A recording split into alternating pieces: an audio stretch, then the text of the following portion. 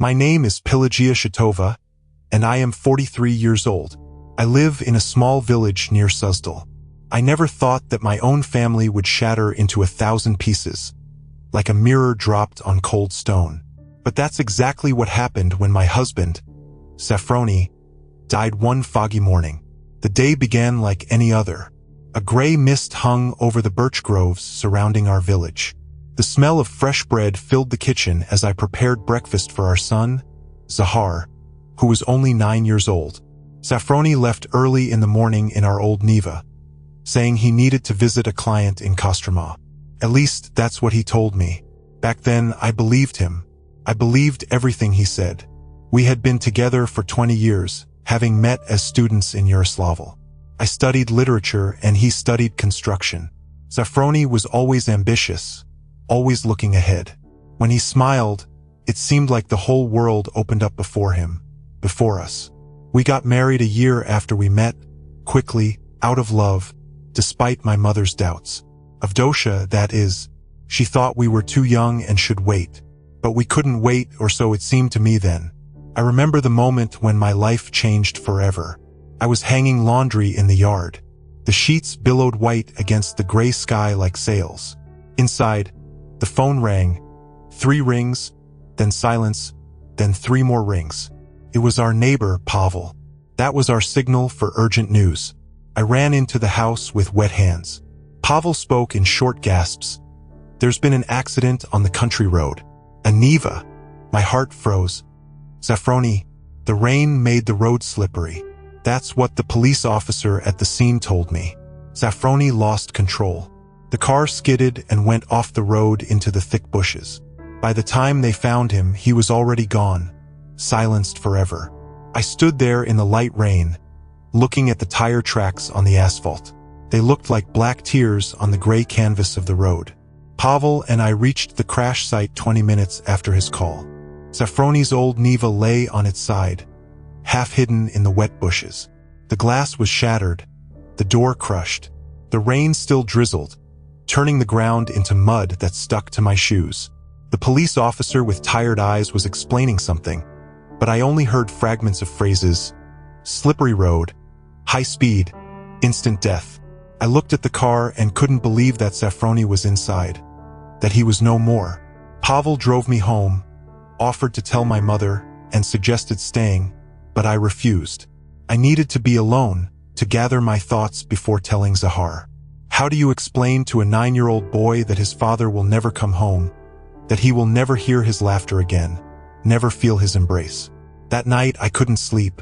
Our house seemed empty, hollow, even though Zahar was asleep in his room and my mother, Avdosha, was in the guest bedroom. She arrived as soon as she heard, bringing food that no one wanted to eat, hugging me with her strong arms like when I was a little girl, calling me Pelushka, even though I had been Pelagia Grigorievna for 20 years, the wife of the respected businessman Safroni Zharkov.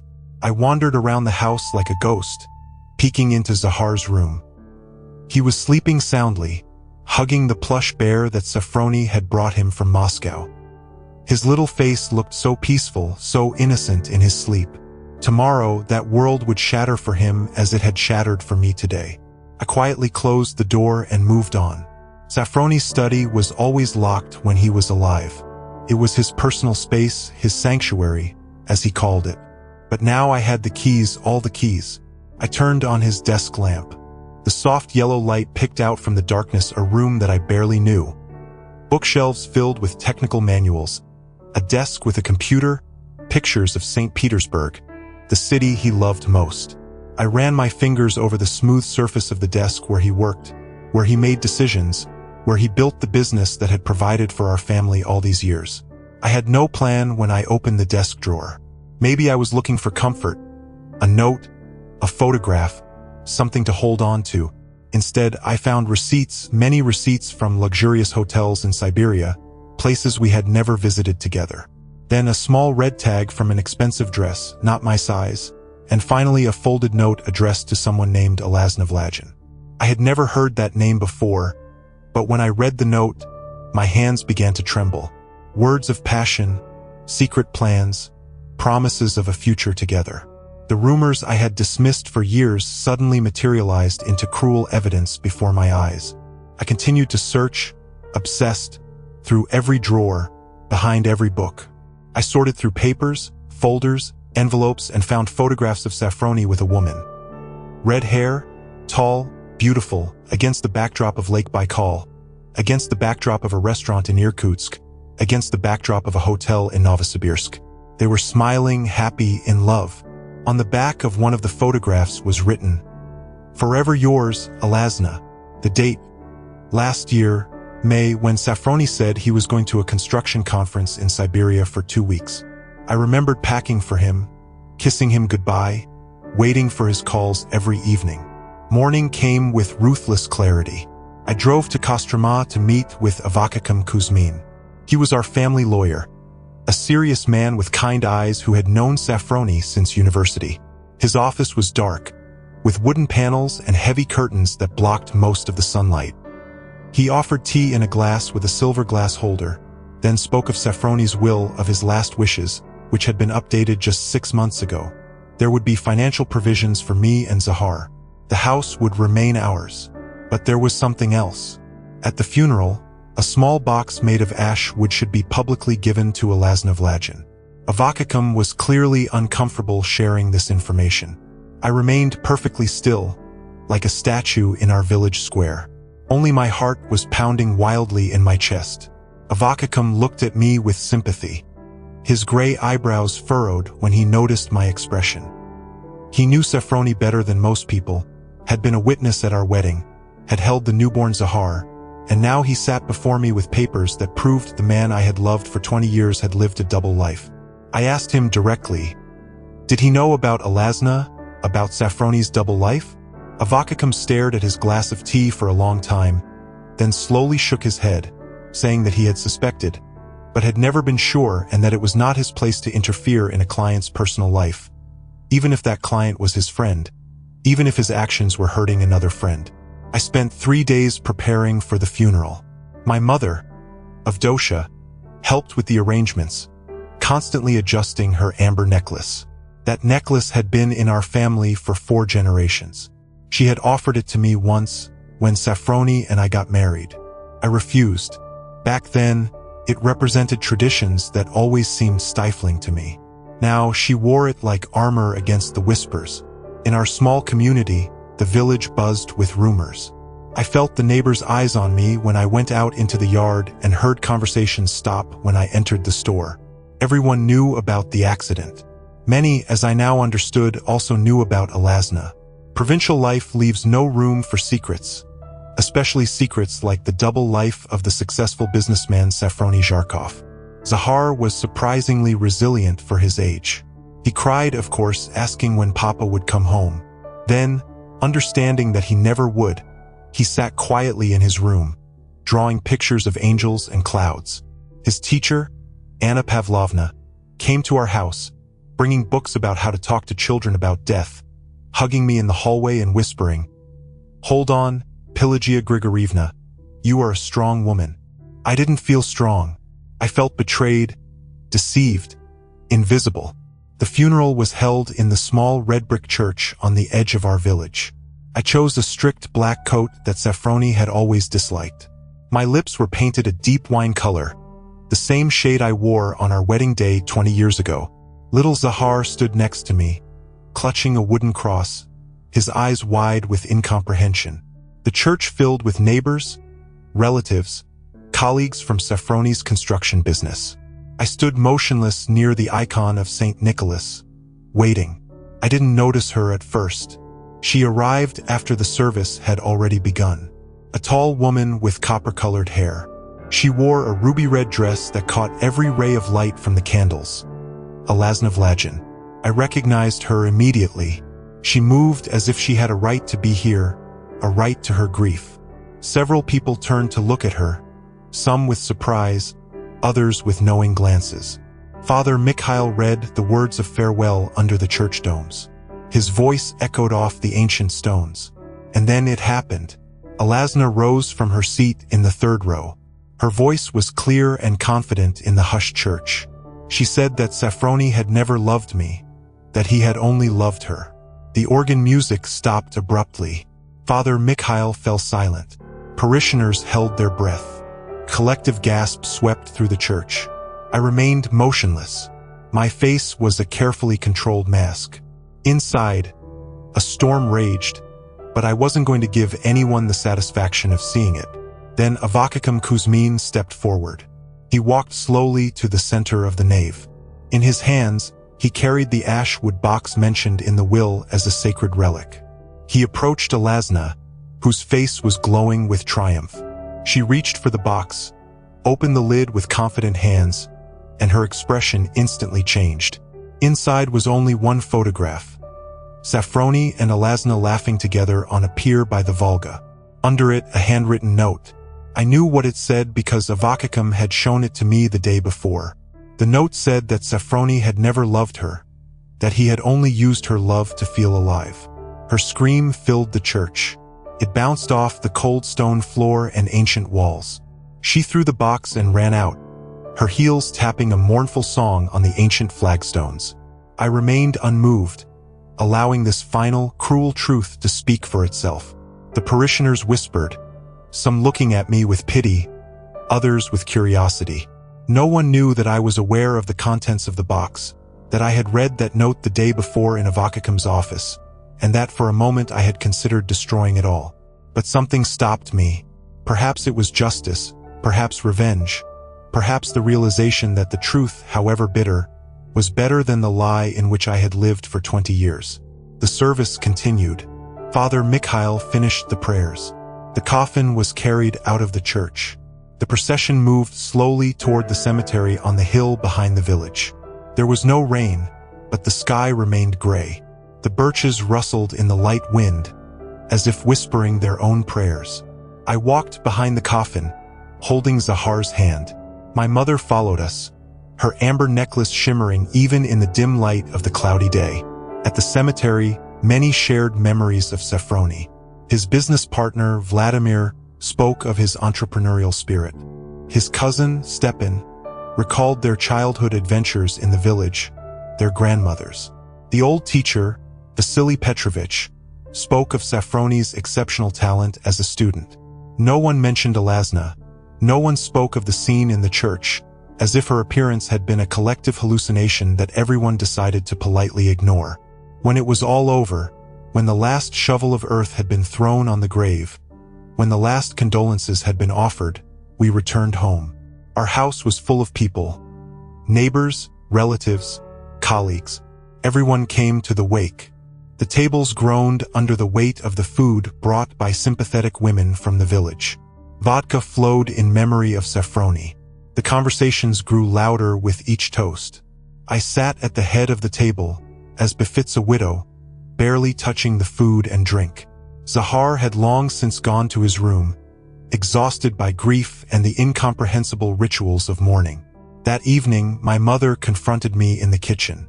She wanted to know if I knew about the note to Alasna. Her amber necklace caught the light from our old lamp. I told her everything.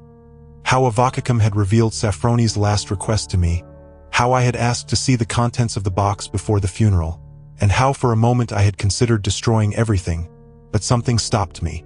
Perhaps it was justice, perhaps it was revenge. My mother listened without judgment. For the first time in years, I felt that she truly saw me. Avdosha was silent for a long time after I finished speaking. Her wrinkled hands squeezed her teacup so tightly that I feared it would break.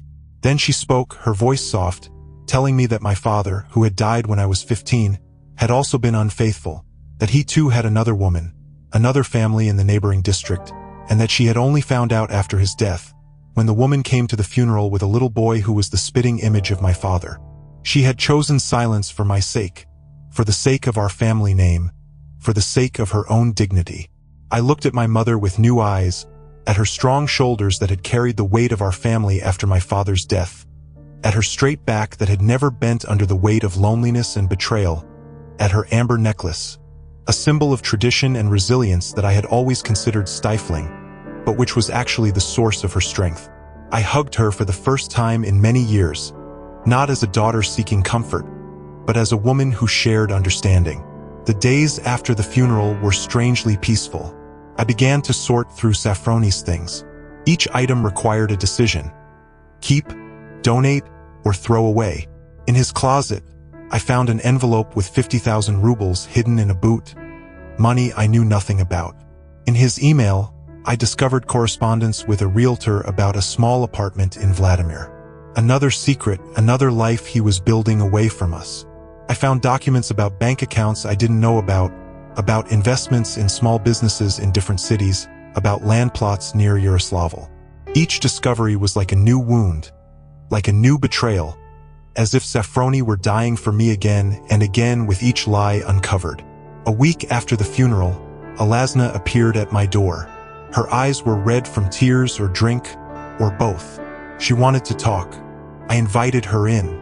We sat at the kitchen table where Safroni had eaten breakfast thousands of times. She spoke first, saying that she had met Safroni 3 years ago on a construction site where she worked as an architect. Their affair had begun almost immediately. He had promised to leave me, to start a new life with her. She had completely believed him. I listened calmly, then showed her what I had found. The receipts, the emails, the property listings. Not just one apartment, but 3 different ones in 3 different cities. Proof that the man had been building escape routes in all directions. Her face changed as she realized the truth. Safroni had lied to both of us, perhaps to others as well. Tears filled her eyes again, but now they were different tears. I made her tea. We sat in silence for a long time, 2 women united by the same betrayal. Alazna told me about her life, about how she had moved from Georgia to Russia 10 years ago, how she had worked hard to get an education and a reputation in the male-dominated world of construction and architecture.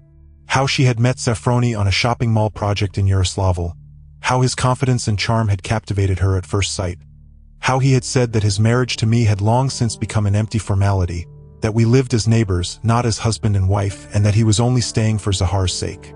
I could have hated this woman, could have blamed her for all my troubles, but looking at her now, with her swollen eyes and trembling hands clutching her teacup, I saw only a victim, just like me, a puppet in the hands of a puppeteer who now lay in the ground, taking with him all the answers to the questions we never got to ask. Avakakam came to see me the following Monday. He brought documents requiring my signature, the formal transfer of Safroni's business interests. I had never been involved in his work. Construction was his world, not mine. I worked part-time as a librarian in Suzdal, but now, suddenly, I owned a company with 28 employees and projects in 3 regions. Avakakam offered to help me sell it. I surprised myself by refusing. I asked him to teach me instead. His eyebrows raised slightly, but he nodded. I began to study Safroni's business, reading books on construction project management, meeting with department heads, and asking them to explain every detail of the contracts and budgets. Many looked at me with condescension. A widow trying to play at business, a woman who thought she could replace Safroni Zharkov. But I continued, asking questions, demanding reports, visiting construction sites in work boots and a hard hat that seemed too big for me. My mother, Avdosha, disapproved. At dinner, she reminded me of my responsibilities to Zahar and to our home. She suggested I sell everything and move to Moscow, where her sister lived. A new beginning, as she called it. I looked at her amber necklace, at her hands that had worked hard all her life. I respected her, but was no longer interested in following the paths that others chose for me. I told her that I would stay, that I would learn, that I would build something of my own from the ruins that Safroni had left behind. The first time I visited the main construction site, I was dressed like a librarian. A simple dress and a cardigan. The foreman, Ivan Petrovich, greeted me with obvious discomfort. He had worked with Safroni for 15 years, addressing me as Pelagia Grigorievna with formal politeness, but his eyes expressed doubt. I asked him to show me everything, to explain the projects in progress, the contracts awaiting approval, the problems requiring solutions. He spoke slowly at first, then with increasing enthusiasm as he realized that I was actually listening. Ivan Petrovich was one of those people who build their whole lives. His hands were calloused, his face weathered from constant work outdoors. He spoke of concrete and rebar with the same passion that other men speak of football or women. He knew every corner of every project of Safroni's, every supplier, every subcontractor. And, most importantly, he was an honest man. You could see it in the way the workers treated him, with respect rather than fear. That night, I stayed up until 3 a.m. studying business documents, financial reports, and client contracts. I discovered discrepancies, money flowing into accounts that I didn't recognize, projects with inflated budgets. By morning, I had filled a notebook with questions, suspicions, and evidence that Safroni's betrayal extended beyond the bedroom into all aspects of our lives. I called Avakakam first thing. My voice must have conveyed my urgency because he came to our house by noon. I showed him what I had found. His face grew serious as he looked over my notes. He confirmed my suspicions. Safroni had been diverting company funds for years, first small sums, then larger ones as he grew bolder. Avakakam estimated the total amount at 7 million rubles. Money stolen from our family business, from our future, from Zahar's inheritance. The clock on the wall, which had stopped working the night of the accident, suddenly started ticking again. The sound filled the quiet room. Avakakam looked at it, then at me with surprise. I felt something shift inside me. A decision was forming. I would not be another victim in Safroni's story. I would rewrite the ending. I asked Avakakam to help me track down the missing money, to find the accounts where Safroni had hidden our funds. He warned that it would be difficult, that some of it might be lost forever. I told him to try anyway. He agreed, but with a condition: that I consider what I wanted to do if we found the money, revenge or restoration. I didn't have an answer yet. The next month passed in a blur of activity. I divided my time between learning the construction business and caring for Zahar. My mother had returned to her house in the neighboring village, but often came to visit, always wearing her amber necklace, always offering advice that I increasingly considered, but did not necessarily follow. I hired an accountant recommended by Avakakam, a young woman named Marina, who approached the financial mysteries with methodical precision. Marina was a graduate of the economics department of Moscow State University. 27 years old, blonde hair, a sharp mind, and no fear of numbers. She came every morning from Suzdal in a small green Lada, bringing coffee in a thermos and fresh buns from the bakery for Zahar, sat down at Safroni's computer, and plunged into the world of financial transactions, bank statements, and tax returns. She found patterns where I saw only chaos, connections where I saw only disparate points. Slowly, we began to uncover the web of deceit. Safroni's accounts in different banks, small investments in remote real estate. A picture was emerging of a man preparing multiple escape routes from his life. Marina traced almost 4 million rubles to an account in Kazan, funds that, with Avakakam's help, I managed to recover. The remaining 3 million proved more elusive, hidden behind layers of transactions and offshore accounts. Ivan Petrovich became an unexpected ally. His initial discomfort around me had turned into respectful cooperation. He knew the business better than anyone, the clients, the suppliers, the workers. With his guidance, I began to make decisions, sign contracts, visit sites, and talk to clients. At first, they looked past me, through me. Then, gradually, they began to see me, to listen, to respect the woman who was rebuilding what her husband had tried to destroy. Zahar watched these changes with childlike insight. One evening, as I was looking at blueprints at the kitchen table, he asked if I had now become the boss like Papa was. I told him that I was learning to be someone else, not like Papa, but like myself. He nodded as if that made perfect sense to him. Children often understand the truth more easily than adults. Zahar was gradually adjusting to life without his father. School, friends, football on weekends with the neighborhood boys. Sometimes I caught him looking at the photograph of Safroni on the dresser, his little face serious and thoughtful. Once he asked me if the woman in the red dress at the funeral was another mother to him, and whether he had a sister or brother he didn't know about. I hugged him tightly and told him the truth. As far as I knew, he was Safroni's only child, the sole heir to his name and to his eyes, which looked at me from Zahar's face every day. 3 months after the funeral, Avakakam called with news. He had traced the remaining funds to an account in the name of Safroni's brother, Arkady, a man who had visited our house perhaps twice in 20 years. a vagrant who appeared only when he needed money. Avakakam explained that legally recovering these funds would require a formal lawsuit. Family against family.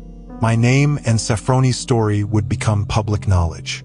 I needed to decide, was justice worth the price of losing privacy? I took 2 days to consider my options. I walked in the birch groves, where the fog still gathered in the mornings, the same fog that had surrounded Safroni's car on his last journey. I thought about the lessons I wanted to teach Zahar about right and wrong, about standing up for yourself, about family loyalty and its limits. On the 3rd day, I called Avakakam. I told him to start the lawsuit. Arkady arrived at our house unannounced the following week. He looked like Safroni, but softer, less defined, as if someone had drawn his features with a blunt pencil. He spoke with casual confidence, called me sister, and asked to see his nephew Zahar, whom he barely knew. I offered him tea, but not Zahar, not yet. We sat in the kitchen, in the same room where I had once faithfully served his brother for 20 years. Arkady first claimed that he knew nothing. He said that the money was a gift from Safroni, an investment in a business venture, then a loan for hard times. His story changed with every question I asked. Finally, when he realized that I had proof, his tone changed. He became threatening, saying that I didn't know who I was dealing with. Safroni had powerful friends who wouldn't look kindly on a widow causing problems. I remained calm, poured myself more tea, and told him that those powerful friends had already chosen sides. They were standing with me. Now, Arkady resembled Safroni not only in appearance, but also in his manner. The same smug smile, the same sense of entitlement, as if the world and the people in it existed solely for his use and pleasure. I wondered if this was a family trait of the Zharkovs, or something they cultivated in each other, growing up together in a large house in Kostroma, with parents who, according to Safroni, always valued success above honesty. He left in anger, slamming the door hard enough to make the windows rattle. I watched him drive away in an expensive new car, paid for with our money, with Zahar's future. I immediately called Avakakam. The lawsuit would proceed as planned. That night, I moved the rest of Safroni's clothes from our closet, packing his dress suit into a donation box. My mother's amber necklace remained untouched on my dressing table, a reminder of traditions I no longer needed to reject, because they no longer held any power over me. The court hearing was scheduled for January 20th, 2025, 6 months after Safroni's death. 6 months of learning, growth, becoming someone I never imagined I could be. The courtroom in Kostroma was smaller than I expected, with paneling like in Avakakam's office, hard benches filled with curious onlookers. News of the case had spread throughout our small community and beyond. A widow fighting for her inheritance. It was an interesting topic for gossip. Arkady arrived with a lawyer from Moscow, an expensive suit and a confident smile. They sat across the aisle from where Avakakam and I waited quietly. Marina sat behind us with folders of evidence. Bank statements, transfer records, emails extracted from Safroni's computer. A paper trail of betrayal that couldn't be explained away. The judge was an older woman with silver hair pulled back in a tight bun. She listened to both sides without expression. Arkady's lawyer spoke first, a smooth, rehearsed speech about brotherly trust and verbal agreements, about a widow's grief turning into greed, about family matters that should remain private. I watched the judge's face, looking for any reaction. She remained impassive. Then it was our turn. Avakakam presented our case with simple clarity. The evidence spoke for itself. No emotional appeals, no dramatic accusations, just facts, figures, transaction dates that told their own story. Marina stepped up when called, explaining the financial analysis in detail, the systematic movement of funds, the deliberate concealment. The judge asked a few questions. Her voice was neutral, but her eyes were sharp. She understood. I could see that she understood completely. When it was my turn to speak, I stood slowly. I had prepared a statement, but at that moment I set it aside. Instead, I spoke from the heart about trust betrayed, not just once, but repeatedly. About a house built on lies that had finally collapsed. About a son who deserved his father's legacy, even if that legacy was tainted. About justice, which wasn't revenge, but simply setting things right. I spoke for exactly 7 minutes, then sat down. The courtroom remained silent. Even Arkady looked away. The judge announced that she would deliver her verdict in 1 week. 7 days of waiting, of doubts, of wondering if the truth would be enough. I immersed myself in work, visiting construction sites, meeting with clients, reviewing new contracts. At home, I baked Zahar's favorite cookies, read him stories before bed. Normal life continued around the empty space where certainty should have been. That week, time seemed to stretch. Each day felt longer than the last. I woke up early, lay in bed staring at the ceiling, imagining all possible outcomes. Zahar sensed my tension, became quieter, more attentive. One evening, he came to me as I sat in Safrani's armchair, watching the falling snow through the window. He gave me a drawing. It showed me in a business suit, standing in front of a building with the words, "Mama's Company," written on it. The sun was shining above my head. In the corner was a small angel with a face that resembled Safrani's, watching from afar. On the day of the verdict, we returned to the Kostroma courthouse. The same wood paneling, the same hard benches. Fewer onlookers this time. Arkady arrived late without his Moscow lawyer. His confidence was noticeably diminished. The judge entered and we all stood. Her face revealed nothing as she began to read her decision. It all came down to the evidence, to facts that could not be disputed. The judge ruled in our favor. All funds were to be returned to the family business accounts within 30 days. Furthermore, Arkady would be responsible for the court costs. For a moment, the courtroom was completely silent. Then Avakikam squeezed my hand briefly. Marina smiled. Arkady rushed out, not looking at me. It was over. We had won. That evening, light streamed through the stained glass windows of our little house. I made pancakes for Zahar, whose laughter filled the rooms. For the first time, I realized that I was no longer mourning Safrani's death, but saying goodbye to the part of myself that believed love meant silence, that endurance was the same as strength. Funerals, as I now understood, weren't for the dead, but for the living, for those of us who could choose our own rebirth. Spring came early that year. The birch trees were covered in snowy green.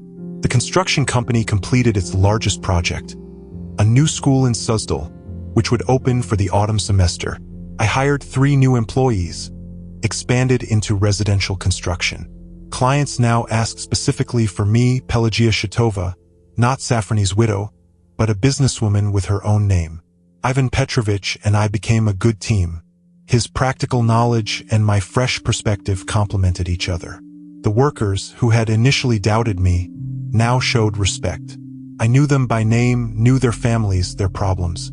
I raised salaries, improved conditions, created a fund for employees' children so they could get an education. We became not just a company, but a community. My mother visited us for Easter. She brought kulich and dyed eggs, traditions that I now embraced without resentment. She noticed the changes in me in our home. The clock on the wall now ticked steadily. The rooms were rearranged to suit our new life. This time, she wasn't wearing her amber necklace. Instead, she carried it in a small velvet box. "A gift," she said, "not an obligation." I accepted it with a new understanding of her, of the complex connections between mothers and daughters. Alasna and I sometimes met for coffee in Suzdal, an unlikely friendship born from shared betrayal. She had moved to Vladimir, started her own architectural firm. We sometimes discussed collaborating on projects. 2 women rebuilding their lives brick by brick, project by project, choice by choice. 1 year after Safrani's death, I stood in the birch grove where the accident had happened. The tire tracks had long disappeared from the road. New growth covered the damaged bushes. Nature was healing itself as it always does. I placed a small bouquet of wildflowers by the roadside, not in grief, but in recognition of an end that had become a beginning, a betrayal that had led to freedom. Zahar is growing into a strong boy. He is much like his father in many ways. The same smile, the same dimples, the same charm that draws people to him. But he also has something of me, a quiet determination, perseverance, and, hopefully, the honesty I am trying to instill in him by example. Every evening we talk about his day, about school, about friends, about the books he is reading. I see in him a future that Safrani never envisioned for us, a future based on truth, not lies. Sometimes I wonder, what would you do if faced with such a choice? If the foundations of your life crumbled beneath your feet, would you fall into darkness? Or would you build something new from the broken pieces? We never know our true strength until we are forced to find it. In the gray morning mists of unexpected twists in life, in the cold clarity of painful truths, in the warm light of hard-won independence. My name is Pelagia Shatova. I am 44 years old, a mother, a businesswoman, a survivor, and this is the story of how I buried my husband twice, once in the ground and once in my heart, to make room for the person I was always meant to be.